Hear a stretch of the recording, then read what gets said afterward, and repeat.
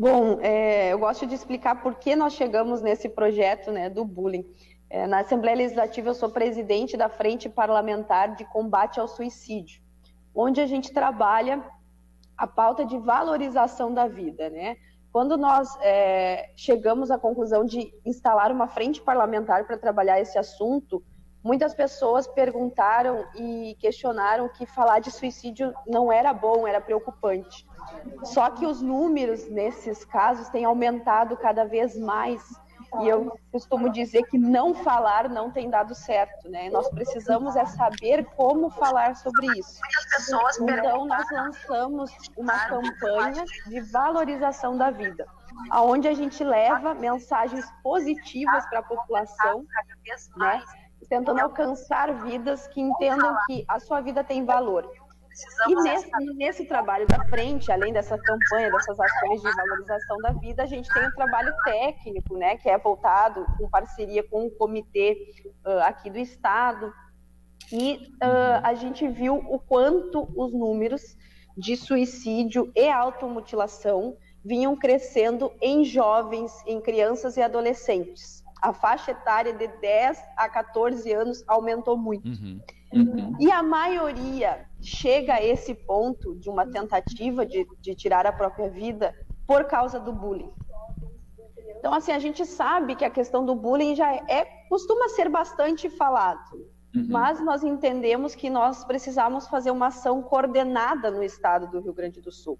Então, o projeto de lei, ele vem criar uma semana onde toda a rede de ensino, né, baseada com orientação da Secretaria Estadual de Educação, com orientação do Conselho de Educação, faria nessa semana uma atividade coordenada em todo o estado, escolas públicas, escolas privadas, falando desse tema, agregando junto a família, né, o aluno, a escola e a família, porque muitas vezes é falado na escola, mas a gente não tem um amparo em casa.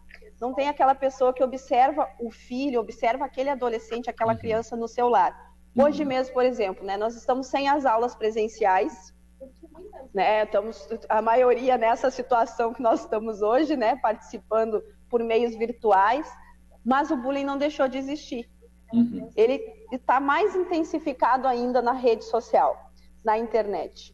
E muitas das vezes a gente pensa, não, meu filho está seguro, ele está dentro de casa, está ali no computador, ele não está, né? Ele está aqui no meu lar, mas a gente não sabe o que essa criança está acessando na internet ou o que ela vem sofrendo na internet, né? Muitas vezes ela está sendo atacada e sofre internamente isso. Então, esse projeto de lei busca isso, busca uma interação da comunidade escolar com a família, né? E dos profissionais, os professores, alunos e a família, né? Os responsáveis, em uma semana especial para falar sobre bullying.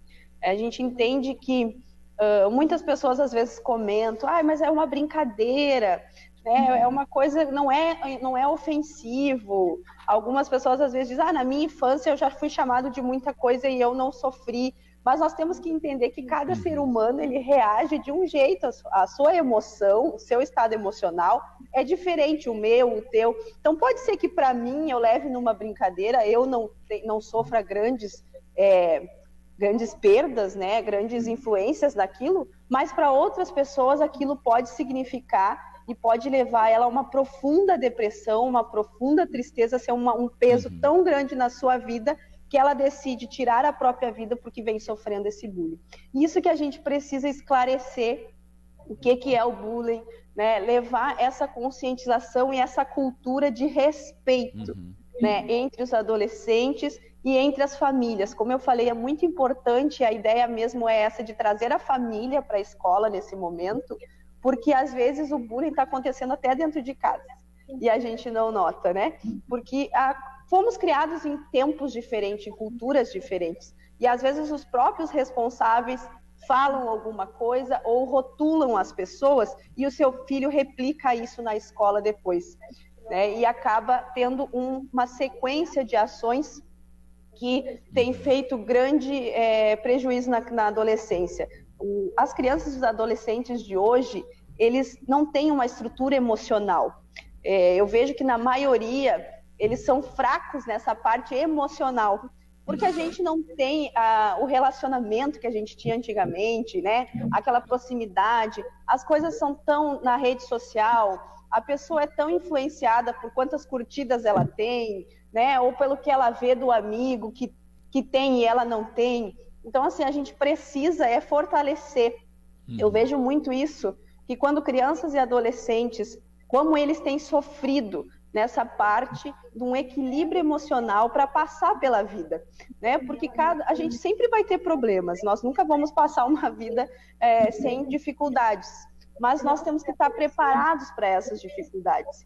E hoje em dia, nós notamos que muitos desses adolescentes, eles não estão sendo preparados para essa dificuldade. E ter uma semana para falar sobre isso de maneira coordenada, que é isso que é importante. Assim, eu sei que muitas escolas já falam, muitos professores, profissionais, eles falam sobre bullying na escola. Mas o projeto de lei, a lei, traz esse respaldo de nós termos uma ação coordenada em todas as escolas, públicas e privadas, em uma semana que nós faríamos ações, como eu digo e reforço mais uma vez, coordenada pelos profissionais, não sou eu que digo aqui o que tem que ser feito, né? Eu crio a semana onde a Secretaria de Educação e aonde o Conselho de Educação vão criar ações coordenadas, todas as crianças, todas as séries, de acordo com os profissionais e o tema sendo abordado de acordo com a idade das crianças. Deputado. E esse projeto de lei, ele envolve todas as faixas etárias, todas as crianças, todas as séries, de acordo com os profissionais e o tema sendo abordado de acordo com a idade das crianças. Exatamente, por isso que eu digo que é muito importante que eu coloco essa questão da maneira coordenada. Eu não tenho formação pedagoga, eu não tenho formação, não sou psicóloga, então eu não vou dizer o que tem que ser dito lá, né? Esse projeto, ele institui a semana de prevenção e combate ao bullying. Então, sendo aprovado, nós estamos com essa expectativa, nós vamos virar lei e aí sim vai ter a parte do Executivo, né, da Secretaria de Educação e do Conselho de Educação, criar essa campanha, essas aulas durante a semana, de acordo com as faixas etárias, como os professores vão falar sobre isso, nós vamos ter materiais sobre isso. Vai ser tudo daí depois, após a aprovação da lei, construído junto com o Executivo e com os técnicos que dominam esse assunto. A seguinte frase. Perfeito. Um outro trabalho incansável da senhora tem sido contra a violência doméstica. Na minha adolescência, a gente nasceu e se criou praticamente ouvindo a seguinte frase. Moral, quando vê um casal...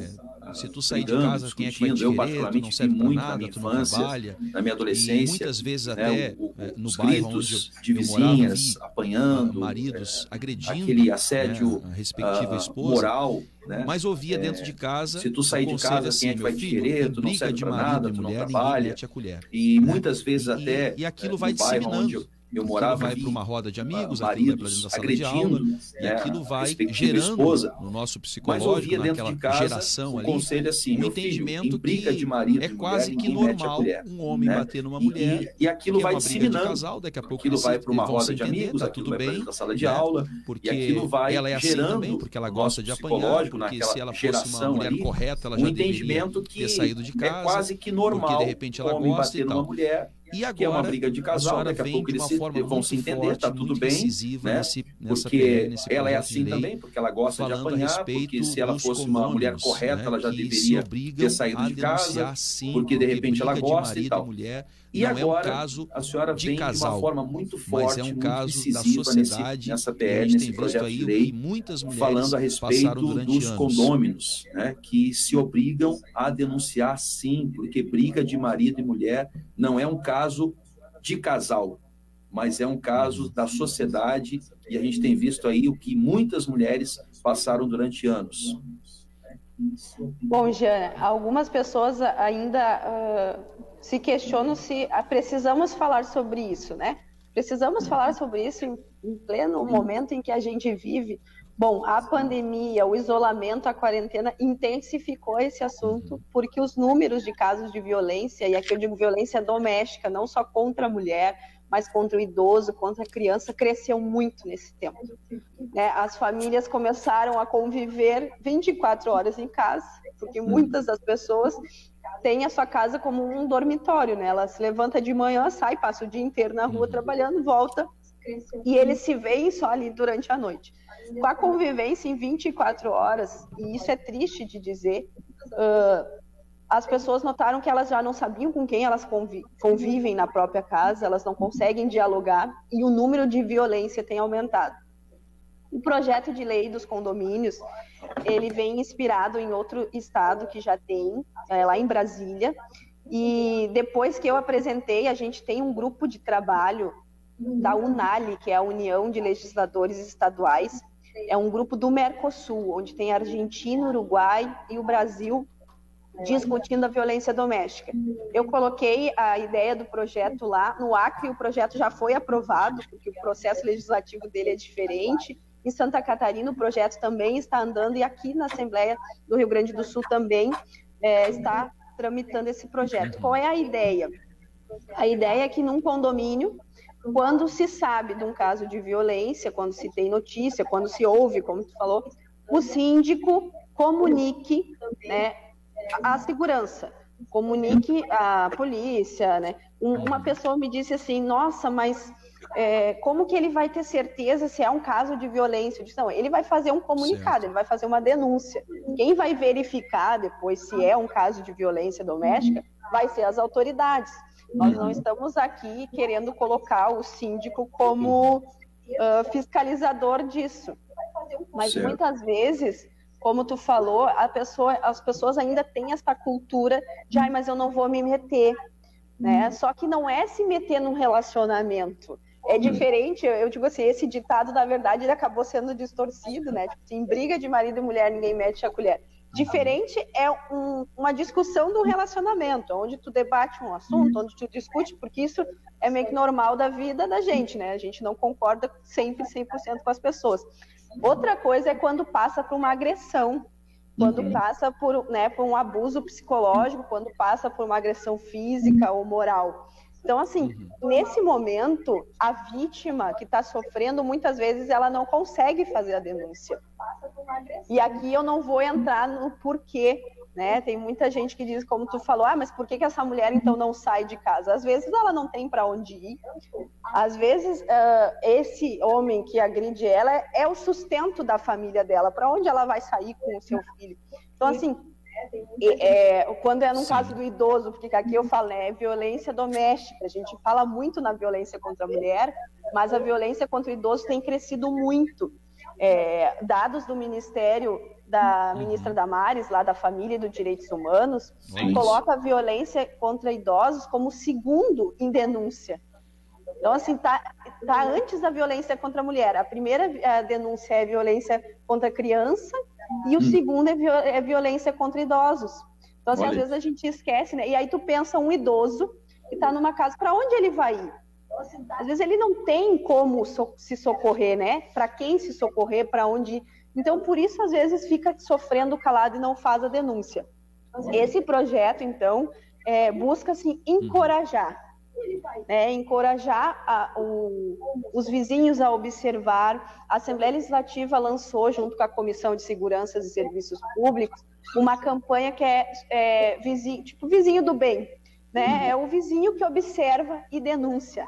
Denunciar não nos custa. Tu pode fazer a denúncia anônima, tu não precisa saber que foi tu que denunciou. E tu vai fazer a denúncia. Quem vai verificar é o Serviço de Segurança Pública. Então, assim, esse projeto traz a obrigatoriedade do síndico notificar.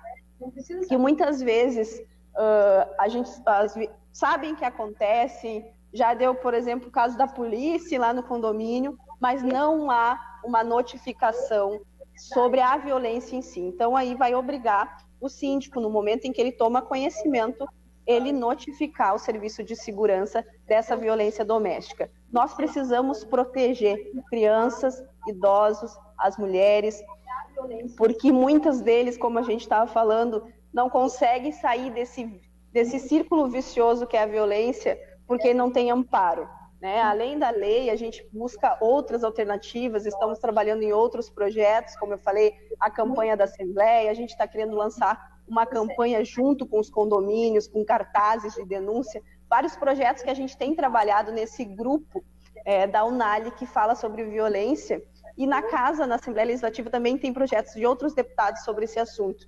É muito importante a gente conscientizar a população que a gente precisa ter esse olhar atento, né? Não importa a idade da pessoa, se for uma criança, se for uma mulher ou se for um idoso, ele precisa do nosso amparo, ele precisa da nossa ajuda. Quero dar os parabéns, e não é a gente se intrometendo no círculo familiar. Não é eu indo lá querendo resolver, é eu denunciando no canal certo e deixando que a segurança pública, o serviço público faça o seu papel. Que não tem forças para gritar. Quero lhe dar os parabéns, porque eu particularmente, nesse tema, né, pela sociedade, que a senhora está criando nesse projeto de lei é um grito de socorro e vamos torcer para que passe, em favor daquelas mulheres que não conseguem gritar, que não têm forças para gritar e às vezes são tão vistas, né, pela sociedade com um olhar completamente distorcido. Parabéns aí por esse projeto e vamos torcer para que passe sim, porque vai, com certeza, já, tem um assunto interessante, já existe um projeto conversando com o Fábio, semelhante a esse nos bastidores Brasília, aí. né?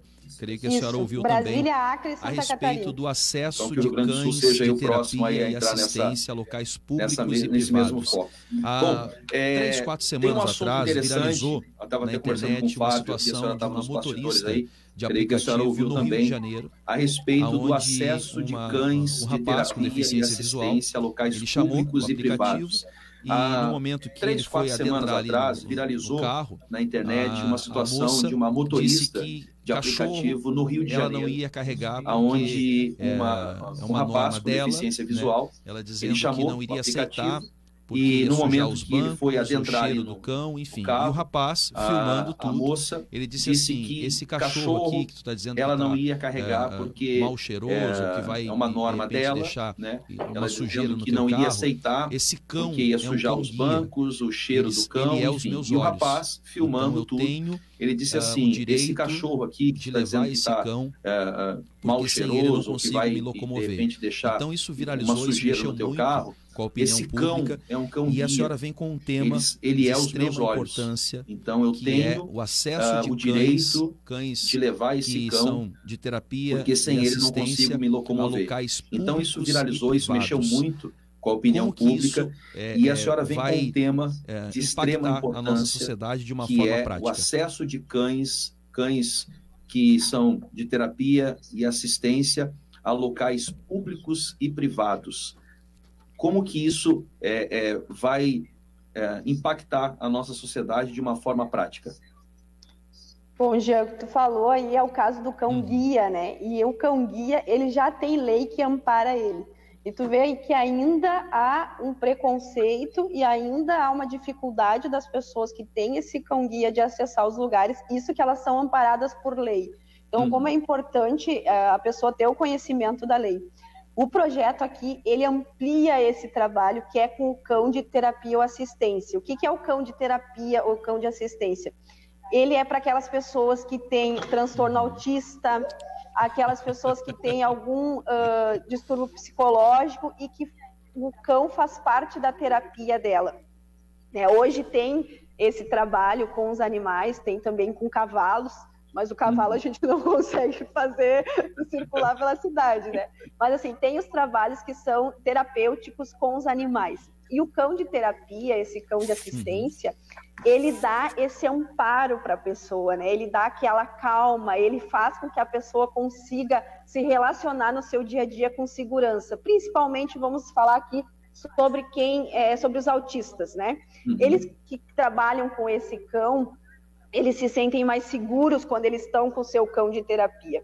Então, quando eles vão para um supermercado, quando eles vão para uma agência de banco, quando ele está com o seu cão, ele está ali seguro do que ele está fazendo, ele está amparado. E hoje, eles não podem ingressar nesses locais com seus cães de terapia. O cão-guia pode, ele tem lei, mas o cão de terapia não. E o cão de terapia, ele é tão treinado quanto um cão-guia, ele não é qualquer, né? Não é qualquer cachorro, não é qualquer cão, ele tem todo um treinamento para ser esse cão que é um coterapeuta. Então, assim, a pessoa tem o terapeuta dela e tem o cão junto, que faz parte dessa terapia. E esse projeto, então, visa regulamentar essa permissão para que as pessoas possam acessar esses lugares públicos e privados com o seu cão de terapia. Como eu falei, não é qualquer cão, né? O cão vai estar identificado, assim como o cão guia tem a sua identificação. O último tema aqui, o cão de terapia também tem que ter a sua identificação, e a pessoa então vai poder se locomover e acessar os locais com esse cão. Assistência religiosa nas casas prisionais. Eu, particularmente, estou do lado aqui de um capelão, o último tema aqui, né, de bandeira de aproveitar o nosso tempo, Fábio, o nosso tempo, melhor fez dizendo, a respeito durante um período da assistência, de voluntariado assistência lá em Moçambique, religiosa nas casas prisionais. Eu, particularmente, estou do lado falando aqui a respeito disso, de um capelão especificamente, de bandeira toda essa internacional, Fábio, de estar junto ele fez da família, de estar junto uma gestão das autoridades, durante um período apoio, de voluntariado e a senhora também lá tem em Moçambique, projeto de lei. E nós já fizemos uma entrevista com ele falando a respeito disso, nessa especificamente, parte da sociedade, toda essa importância, né, de estar junto da família, de estar junto das autoridades, esse apoio. Vou falar de um caso e a senhora também tem um projeto de lei, na questão hospitalar, pensando nesse foco, pensando nessa parte da sociedade. Esse acompanhamento, às vezes, que a de uma forma ou outra, né? Nesse momento de pandemia, vou falar de um caso aqui, nós tivemos ali, às vezes na questão hospitalar, cidades, né, a questão das restrições. É muito rigoroso esse acompanhamento. E as igrejas, e a gente sabe caso, que tem muitos pastores, a família tem muitas, precisa, né? Pessoas nesse momento de pandemia, ministérios também nos acompanhando nós agora. Tivemos ali em muitos estados, em muitas cidades, deixadas de lado a questão das restrições, não, né? E as igrejas, nesse caso, tem muitos pastores, tem muitas pessoas ligadas a ministérios também nos acompanhando agora. Outras prioridades. As igrejas foram deixadas de lado como um serviço municípios, alguns estados voltaram atrás e colocaram assistencial também no que diz assistência respeito religiosa e a abertura das igrejas para dar esse apoio, principalmente nesse momento onde o psicológico das pessoas é um bombardeio outras mídia, prioridades. rádio, mas TV, depois falando de toda a pandemia, alguns municípios, mortes, alguns estados voltaram atrás e colocaram também assistência religiosa e a abertura das igrejas para dar esse apoio, principalmente nesse momento onde o psicológico das pessoas é um bombardeio de mídia, rádio e TV, falando de toda a pandemia, né, o número de mortes, não se falava e não se divulgava do número de pessoas curadas. Orientação, ele é extremamente importante. E a senhora tem um projeto por esse momento difícil, mas conseguiram realmente vencer. Algo essencial. A gente sabe, né, particularmente, que esse apoio religioso, esse apoio de conselho, de orientação, ele é extremamente importante. Então, e a senhora tem um projeto essa lei, eu que vejo ela como realmente uma lei, é algo extremamente essencial, comentasse, né, para uma sociedade as pessoas que, às vezes, sabendo o que realmente aquele detento ele é abandonado por tudo e por todos. Incansável. Então, essa lei, eu vejo ela assim, como uma lei assim, extremamente importante. Gostaria que a senhora comentasse a respeito disso, para que as pessoas ficassem sabendo que realmente, o órgão executivo, como eu falo, um trabalho parece tão simples, incansável, mas a gente sabe que porque tem as pessoas pensam assim, muito que grande o até deputado, chegar ao ponto de pegar uma caneta para assinar, o prefeito, demora muito tempo. Enfim, o órgão legislador, o órgão executivo e o judiciário, parece tão simples, mas a gente sabe que tem uma burocracia muito grande e até chegar ao ponto de pegar uma caneta para assinar, demora muito tempo. Bom dia. Antes de entrar no projeto em si, já que tu deu a brecha, eu vou falar sobre a questão das igrejas na pandemia. Assim. No Rio Grande do Sul, a gente não teve nem no decreto estadual e ainda nem lei, considerando a igreja um serviço essencial, mas eu e alguns colegas deputados que são evangélicos, que são cristãos, a gente fez bastante, intensivamente, uma conversa com o governo, né, com o executivo, e eu tenho feito com as prefeituras, quando há esse decreto de fechamento das igrejas, mostrando a importância da igreja num momento como esse. Eu sempre digo que a igreja ela é o socorro espiritual, ela é o socorro social, assistencial, porque a maioria, a grande parte das igrejas tem esse trabalho social, e ela também é um socorro emocional. Né? Como tu falou, as pessoas, elas buscam nesse momento a sua fé, elas buscam nesse momento no que elas podem se agarrar. E nós estamos vivendo uns momentos tão difíceis, né? Não é só na questão da saúde, é na questão da economia. E eu sempre digo, a gente precisa estar com a porta da igreja aberta. Para um prefeito, eu disse, olha, prefeito, se o senhor acha que não consegue, porque não consegue fiscalizar o número de pessoas, mas eu até aceito proibir o culto, né?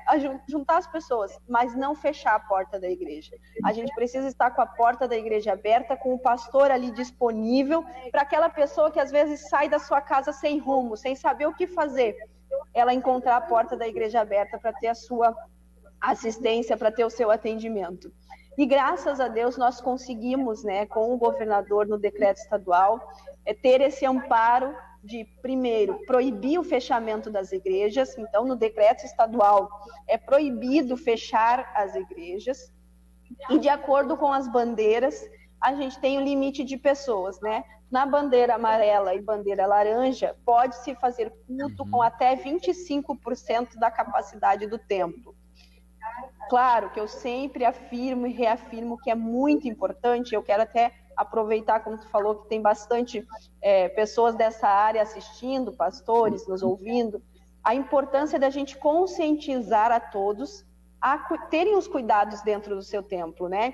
O distanciamento de 2 metros, o álcool gel disponível, a higienização do templo, o uso de máscaras, porque nós precisamos que toda a população faça a sua parte. Né? A gente está lutando contra um vírus que não adianta o executivo dizer fecha ou dizer abre se as pessoas não colaborarem. E, infelizmente, às vezes a gente recebe denúncias e casos de lugares que estão aglomerando, de lugares que não estão tendo os cuidados, e isso a gente quer evitar. Né? A gente quer mostrar como igreja que nós sabemos o momento que estamos vivendo e que nós vamos estar ali, sim, abertos, sendo esse socorro espiritual, emocional e social, fazendo as nossas ações, né, distribuindo alimentos para os que estão precisando.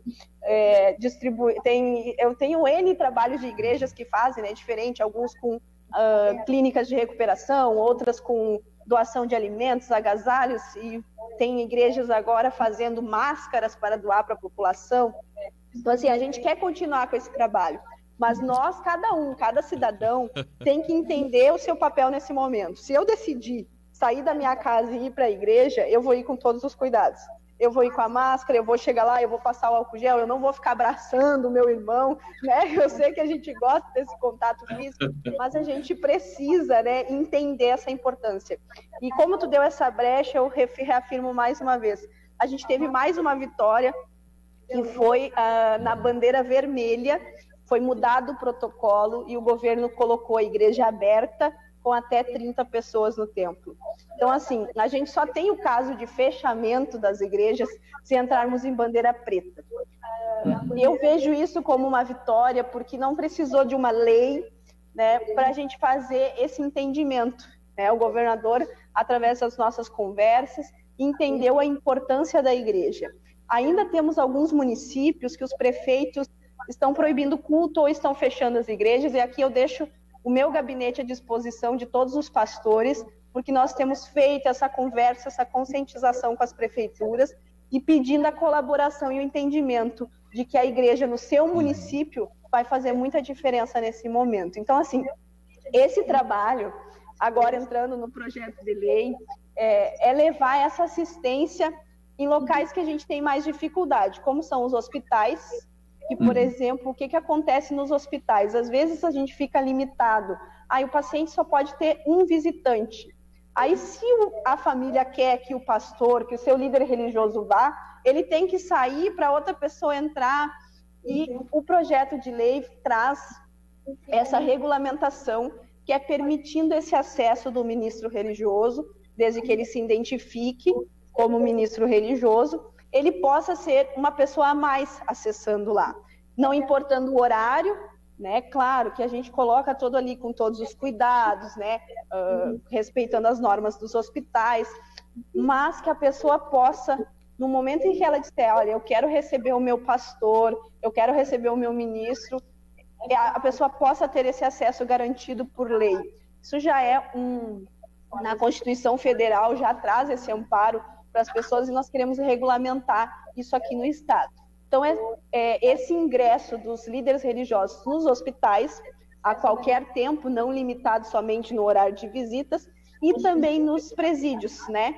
aonde nós já temos hoje muitas igrejas que fazem trabalhos no presídio, e eu fui questionada esses tempos sobre o que eu achava que era importante. Se eu achava importante esse trabalho no presídio, eu disse, gente, o trabalho de levar princípios e valores cristãos para dentro do presídio, é ele que pode mudar a vida de uma pessoa lá, né? Se nós ainda acreditamos na reinserção daquela pessoa na sociedade, quando ela sair, eu não tenho dúvida que a espiritualidade faz toda a diferença nesse momento.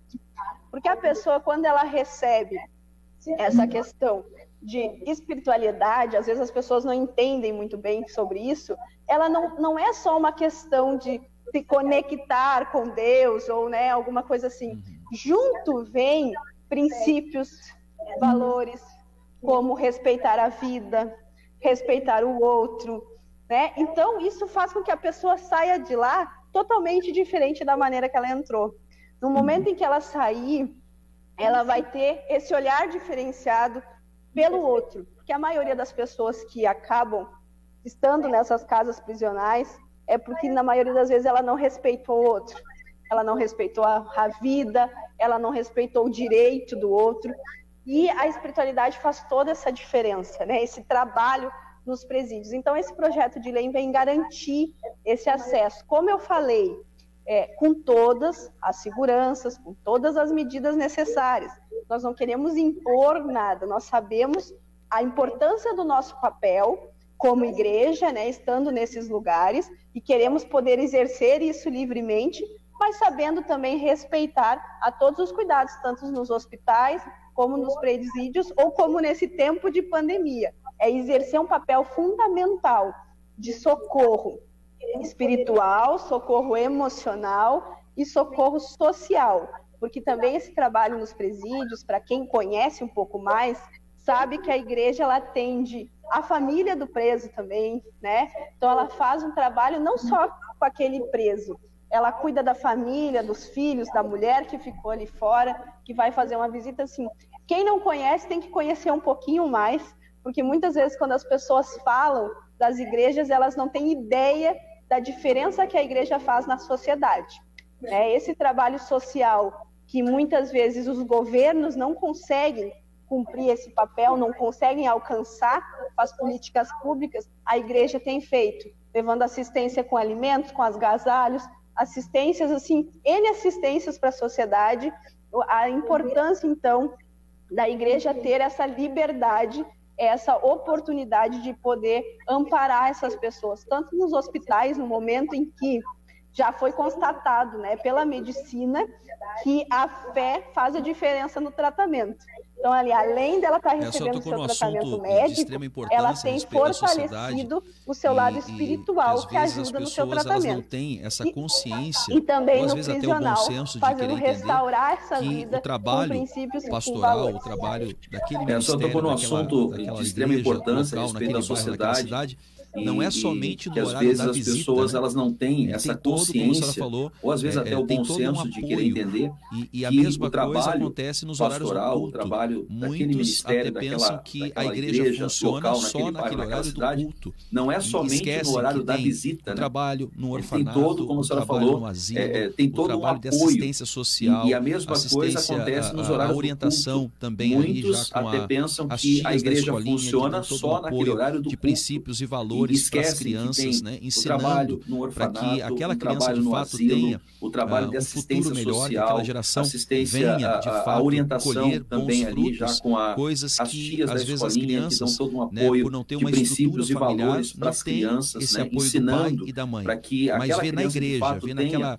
professora da escola melhor, que aquela geração que às vezes também não tem tanta atenção da professora escolar, às vezes as crianças, propriamente dito, né, por não ter uma estrutura familiar, da escola não particular, tem esse mas apoio ali do pai com aquela e da mãe. professora da mas escola, vê na igreja, vê naquela professora da escolinha uma confiança que às vezes também não tem tanta atenção da professora escolar, a mensagem da fé, propriamente dito do município ou da escola particular, mas ali com aquela professora da escola, isso é um dos exemplos só que eu estou dando, ela tem aquela confiança justamente porque vem sido acolhida também com a mensagem da fé. Isso é de extrema importância. Falando nisso, eu me lembrei de um caso que eu ouvi esses dias, o relato de que a professora do Ministério Infantil, ela achava aquela criança muito retraída, né, assim, muito distante das outras. E ela começou, então, a ter um cuidado maior, fazer uma conversa com ela, até que a criança falou que em casa ela estava sofrendo abuso do companheiro da sua mãe. Então, como a gente vinha falando lá da violência, uma coisa vai ligando a outra, né? Essa professora, primeiro tu toma um choque, né? Porque ela não imaginava ser isso. Foi procurar a avó, porque era com a avó que essa criança ia. E a avó disse, não, isso não pode, isso não acontece, isso é coisa da cabeça dela. E aí um priminho dessa menina falou para a prof assim, prof, é que tem uma coisa, eles não vão aceitar isso porque é ele que sustenta a nossa casa. Então é aquilo que a gente vinha falando lá, que às vezes a vítima, ela está presa num círculo vicioso porque ela não tem para onde se socorrer. E aqui agora a gente vinculou no caso da igreja, poder estar com essas portas abertas e fazendo esse trabalho. Muitas pessoas, como eu falei, elas não entendem a dimensão do trabalho da igreja. Quando eu digo igreja aqui, eu não estou falando de placa, eu não estou falando de denominação, né? Eu estou falando de todas as igrejas, denominações, e a igreja mais importante que somos nós, né? Que a igreja é feita por nós. Então, assim, nós criamos ali um círculo, uma comunidade que se auxilia. Por exemplo, nesse tempo de pandemia, a minha congregação tem arrecadado alimentos, né? Tem entre os irmãos, a gente sabe, aqueles que estão com mais dificuldades, ajudando uns aos outros, entregando, fazendo essas doações. Então, assim, a gente tem se fortalecido. As irmãs que são as costureiras têm feito máscaras nas suas casas, a gente arrecada tecido, elas costuram e a gente tem feito doação para quem não tem condição de adquirir uma máscara. Também fizemos doações para profissionais de saúde. Então, assim, tem igrejas que têm, às vezes, um trabalho ainda mais consolidado, né, com clínica de recuperação para viciados. Eu conheço uma outra denominação que está fazendo um trabalho social com mulheres que não tem para onde ir, que acabam, às vezes, se socorrendo da prostituição. Né? Então, eles estão fazendo um trabalho profissionalizando essas mulheres para que elas consigam ter um emprego diferente.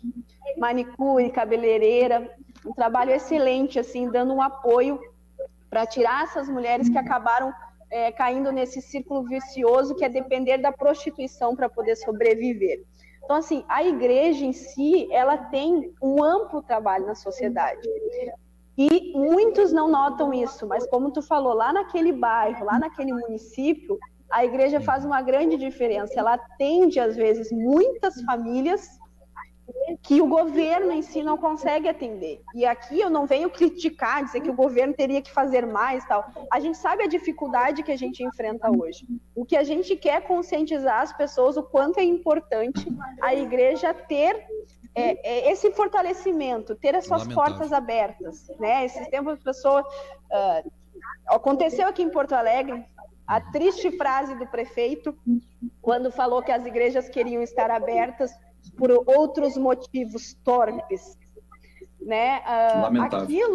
Aquilo atingiu a todos os cristãos, porque nós que somos verdadeiros cristãos, a gente sabe o que a gente faz na igreja, a gente sabe o fundamento do trabalho da igreja, né? E a gente quer estar nesse momento com a porta aberta, e eu digo isso porque eu sou esposa de pastor, né? A família toda vem nisso, porque realmente a gente quer poder ajudar as pessoas. No momento em que nós ficamos aqui em Porto Alegre, acho que foi 2 meses com a porta da igreja fechada, você não podia abrir a igreja. Isso é muito triste, porque as pessoas ligavam e diziam, pastor, eu queria passar aí para... A pessoa quer conversar, a pessoa quer receber um conselho do seu pastor, assim como muitos recebem a do seu psicólogo. Né? Exatamente. E isso ela podia ter o acesso. Tá excelente, só fica à vontade. Só que tem pessoas que optam, em vez do médico, psicólogo, ter esse auxílio emocional na sua fé e na sua espiritualidade. Então, assim, se tu me deixar falando, eu vou ficar falando contigo aqui até meio-dia sobre isso. Tá excelente, só fica à vontade. Mas, assim, tem sido uma vitória aqui no estado do Rio Grande do Sul, a gente poder manter as portas das igrejas abertas. como eu falei, a gente fez bastante esse diálogo com o governo. A gente não quer pressão, não quer impor, a gente quer um direito de poder auxiliar as pessoas. Eu sempre falo que eu também não busco, às vezes as pessoas dizem, mas a igreja pode abrir o comércio. Não, não é isso. Eu sou favorável às coisas funcionarem de acordo com as medidas. Como eu falei, se toda a população entendesse os cuidados que nós devemos ter, talvez nós poderíamos ter mais coisas abertas funcionando. Só que, por exemplo, né, a gente libera a abertura de um shopping. Aí as pessoas vão para o shopping passear, né? Elas vão lá para caminhar. Aqui em Porto Alegre, a gente enfrenta a questão da orla, dos parques lotados. Então, assim, a gente precisa de uma conscientização da pessoa. Se o comércio está aberto, Exatamente. Se o shopping está aberto, é para ti ir se tu tem uma necessidade de fazer alguma coisa naquele estabelecimento. Não é passear para ir dar uma olhada nas coisas. Nós não estamos no momento de sair para bater perna e olhar vitrine, né? Que nem eu. Exatamente. Nós precisamos sair se for essencial. Então, assim, algumas pessoas me perguntam sobre isso e questionam essa questão da pandemia, né, da abertura das coisas. Eu acredito que se todos fossem conscientes e cada um fizesse o seu papel, nós não estávamos no momento em que nós estamos vivendo. Ontem o governador do estado fez um pronunciamento pedindo atenção das pessoas. Nós estamos entrando em 15 dias críticos, como a gente falou, muito frio, né? Isso Exatamente. Já faz com que tem as doenças respiratórias comuns, e o estado do Rio Grande do Sul tem essa peculiaridade, né? Que vem o inverno, já lota as UTIs, não era sempre assim? A gente já sempre via as notícias, né? Já a emergência é cheia, porque a pessoa ataca asma, ataca bronquite, ataca tudo que tem que atacar. E nós estamos vivendo nessa questão do momento do coronavírus. Então, quando a gente às vezes fala fica em casa, as pessoas não entendem o que a gente quer dizer. Eu digo assim, se eu posso ficar em casa, eu vou ficar em casa. Graças a Deus eu consigo fazer o meu trabalho, e nós temos trabalhado muito, cada um na sua casa, saindo estritamente quando necessário, né? Então, assim, nós precisamos da conscientização da população no geral nesse tempo. E se for sair, você precisa sair, não sou contra, né? A pessoa tem que sair, ela tem que sair, mas saia com os cuidados. E não vão sair para passear, né? A gente tem que cuidar. Outra coisa que às vezes a gente fala nas aglomerações, aí a pessoa diz, não, mas é só a minha família aqui em casa, mas só a família são 20 pessoas que ela reuniu em casa para fazer um churrasco. E vem de outras casas que circulam, é isso que a pessoa tem que entender. A minha família é uma família muito grande, se eu for juntar todo mundo é essa aglomeração aí, eu passo das 30 pessoas. Então, assim, só que cada um tem o seu trabalho, tem alguns que estão precisando ir trabalhar, porque o trabalho exige, né? Então, se a gente se reúne, tu já está propondo, né, uma contaminação ali, depois você vai ter contato com outras pessoas e assim por diante. Então a gente precisa dessa conscientização da população em geral. É um momento difícil, não é fácil. Nós já estamos ficando no limite de ficar isolado, né? Mas eu acho que falta pouco para a gente passar por esse frio intenso e esse momento de tensão mesmo, porque eu vejo assim, nós estamos todos preocupados até hoje.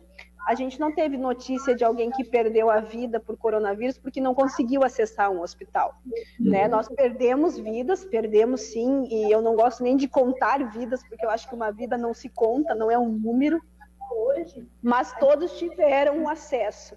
E nós não queremos chegar num momento em que a pessoa procure um atendimento e que ela não consiga ter esse atendimento. Então, nós precisamos da conscientização da população, precisamos do apoio de todos, cada um fazendo a sua parte. Nós vamos passar por tudo isso e eu acredito que todos ainda vamos sair ser humanos melhores, né? Porque esse tempo de pandemia tem feito as pessoas refletir, olhar para dentro de si, para dentro da sua casa, pensar no próximo, pensar no que realmente era importante para si. Às vezes a gente tinha umas prioridades tão bobas na nossa vida, né? Ou às vezes a gente não valorizava algumas coisas que hoje a gente entende que são importantes. Então, assim, esse tempo vai passar, mas que nós não voltamos ao normal, que nós voltamos pessoas diferentes, né? Seres humanos melhores. Eu tenho o meu trabalho pautado na Assembleia muito nessa questão da humanidade, da valorização da vida, né, a saúde pública, mas que algumas pessoas me perguntam às vezes, eu não entendo como é que a senhora faz política falando de valorização da vida. Se acompanhe um pouquinho minhas redes sociais, que a gente vai entender o quanto um parlamentar, enquanto uma pessoa pública pode fazer. Porque não são só projetos de lei. Nós temos projetos de lei importantes, sim, andando, mas é também a gente usar esses canais, como, por exemplo, tu me abriu espaço para a gente estar falando sobre isso, é a gente levar a conscientização da sociedade, porque política não se faz sozinha, né? Político não é eu lá na Assembleia Legislativa que faço política, é um mandato, é uma rede que alcança as pessoas, e a gente busca, através do nosso mandato, fortalecer essa questão de valorização da vida, de humanidade, que as pessoas consigam entender e olhar um pouco mais para o outro e eles menos colocam assim, ó, bom dia, realmente se todos fizessem bem isso, nós vamos ter uma sociedade muitas melhor, pessoas não uma conhecem mais nem imaginam o que a igreja contribui com a sociedade e cuidando das famílias. Luiz, são pastores. Agradecer ali a mensagem deles, assim, tem inúmeras mensagens, a gente não vai conseguir ler todas. Isso. Deputada, muitas pessoas não conhecem nem imaginam finais o que a igreja contribui com a sociedade. Antes disso, quero parabenizar das famílias. O trabalho que a senhora vem agradecer realizando. A mensagem deles, tem inúmeras mensagens, a gente não vai é só a senhora, todas. Mas é toda uma equipe. Deputada, né? A gente quero sabe que deixar aí as considerações finais da sua mensagem, da sua palavra. Tem tantas Antes disso, mulheres quero também, parabenizar isso se orgulha. Eu, particularmente, que a senhora vem realizando. Me alegra muito o coração. Como a senhora bem que falou, as não é mulheres só a senhora, mas é toda tomando uma equipe à frente. Ontem o tema sabe que nós tivemos na nossa live tem a debate Viviane, foi tem a a Fabiana, respeito da tem tantas independência mulheres da mulher, se também, realmente isso está acontecendo, se é só no papel ou da boca para fora. Me alegra mas muito a gente o coração tem visto de saber cada que dia mais, as mulheres estão aí tomando a frente. a sua Ontem posição o tema diante que da nós sociedade, tivemos na nossa live debate foi e sendo uma gestora, uma administradora, independência da mulher, se realmente isso está acontecendo ou se é só no papel ou da boca para fora.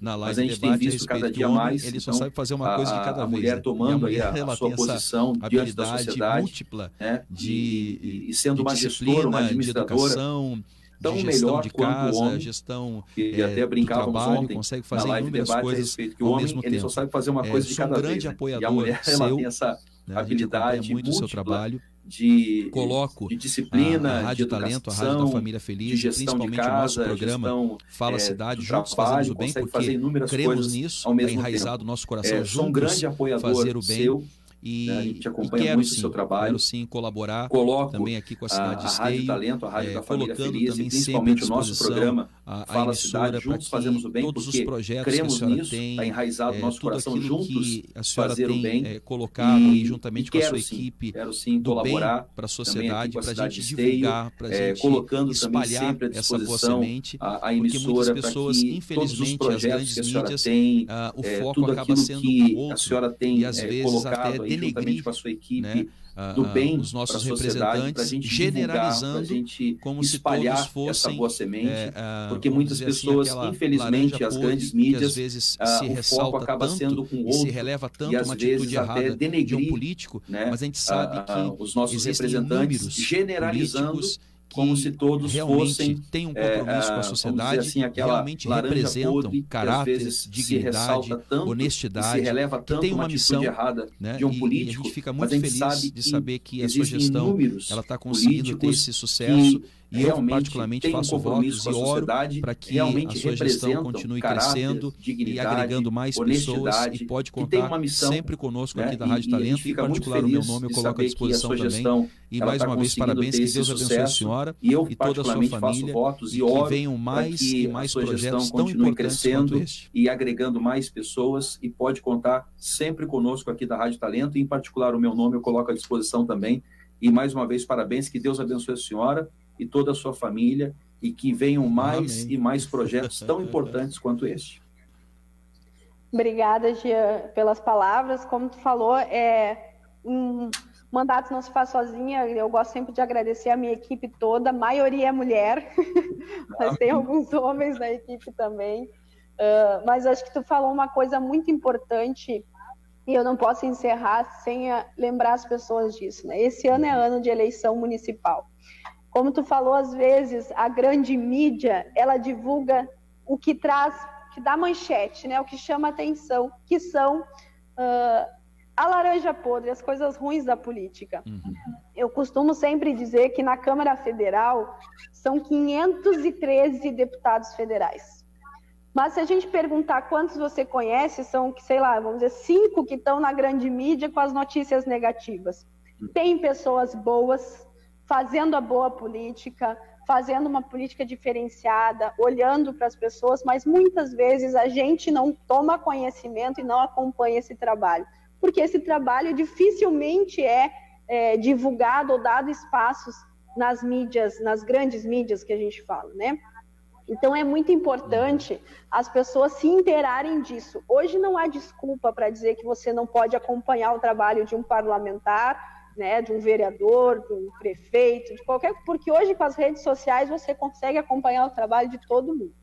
Então, assim, primeiro, eu quero conscientizar as pessoas para que elas já comecem a observar nos seus municípios quem são aquelas pessoas que estão comprometidas com essa política, que eu não gosto de dizer que é a nova política, porque não é a nova política, é a política original. A política que é baseada em princípios, valores e pensando nas pessoas, porque a política é feita para uma sociedade, ela não é feita para mim, né? Ela é feita para um todo. Então já começar a observar desde agora, porque a gente gosta de criticar, né? Uma pessoa me disse, por que a senhora resolveu concorrer? Eu digo, olha, perfeito. Se eu estou sentada num sofá, olhando um programa de televisão, e digo, que ruim esse programa, que ruim esse programa. Se eu não me mexer para trocar de canal, nada vai mudar. Eu vou ficar sentada ali assistindo o mesmo programa. Ou eu tenho que me levantar do sofá e trocar o canal, ou pegar o controle e trocar de canal. Eu resolvi me levantar do sofá e fazer alguma coisa diferente, né? Não é que todo mundo vai concorrer, mas se você não vai concorrer, que você se levante, tome uma atitude diferente, pesquisando em quem você vai votar, né? Porque muitas pessoas dizem, mas eu não quero política, então eu não vou votar. Aí você abre oportunidade para aqueles que querem ocupar o espaço para outras coisas se organizarem e colocarem os seus lá. Então, assim, é muito importante a população se conscientizar que a eleição não se faz só na data de ir à urna votar. Nós precisamos acompanhar no nosso município, no nosso estado, no nosso país, os debates, os trabalhos das pessoas, daquelas que estão lá trabalhando e daquelas que vêm agora como um nome novo se propor a esse trabalho. Então, assim, e fazer um voto consciente, né? Aquele voto em que você sabe quem você está votando. Graças a Deus, muitas pessoas têm entendido isso. Eu tive a grata satisfação, né, de me eleger na primeira vez que concorri, agradeço muito, sei que muito disso veio do trabalho da minha irmã, que já era deputada estadual e hoje é deputada federal, e eu procuro fazer um trabalho muito transparente nas redes sociais, né? Às vezes eu acho que chega a ser maçante de tanto que a gente divulga o que a gente está fazendo. Então, se quiser conhecer um pouquinho mais do trabalho da deputada Franciane Bayer, o pessoal pode acessar minha página no Facebook, né, Franciane Bayer, tem o site também, Franciane Bayer, onde ali vocês podem acompanhar de tudo, né, os projetos de lei, as frentes parlamentares que a gente trabalha, assuntos que nós temos trabalhado no momento, então pode ficar por dentro. E eu tenho um outro canal que eu gosto sempre de colocar à disposição, que é o WhatsApp do mandato. Por quê? Porque o mandato, ele não se faz sozinho, ele não se faz na minha cabeça, né? O mandato parlamentar, ele depende da demanda que eu recebo. Então, se as pessoas chegam para mim com alguma demanda e a gente entende que essa demanda cabe a um deputado estadual seguir em frente com aquela pauta, nós damos seguimento. Por isso que nós trabalhamos também várias áreas, né? Não é só uma área específica no mandato. Então, eu quero deixar aqui também meu WhatsApp, para quem quiser entrar em contato, o DDD é 51, né? Eu vou dizer o DDD porque eu vi que a tua audiência aí é espalhada pelo Rio Grande do Sul. Então, o DDD é 51 e o WhatsApp é 999 80 40 41. 999 80 40 41. Esse é o WhatsApp do mandato, onde vocês podem mandar a mensagem que for, uma sugestão, uma dúvida. A gente está à disposição nesse número, nesse canal. E aí, como eu falei, pelo Facebook e pelo site também, consegue mandar mensagem e estar em contato com a gente. eu quero mais uma vez agradecer a oportunidade de poder estar falando um pouquinho do que o trabalho que a gente faz, né? Se a gente fosse falar, tem muitos assuntos que nós temos trabalhado, na saúde pública também, e N assuntos que a gente tem tocado nesse mandato, mas quem quiser saber mais pode, então, na página ou no site, entender um pouquinho do que a gente faz, se quiser contribuir com o mandato, mandando sugestão também. Agradeço mais uma vez a oportunidade e digo a todos, vamos se conscientizar. Cidadãos melhores fazem políticos melhores, porque os políticos não chegam lá sozinhos. Eles chegam lá porque tiveram o voto de alguém. Então vamos fazer um voto segunda vice-presidente da nossa Assembleia Legislativa, muito obrigado pelo seu tempo, muito obrigado pela sua atenção. E as portas estão abertas sempre.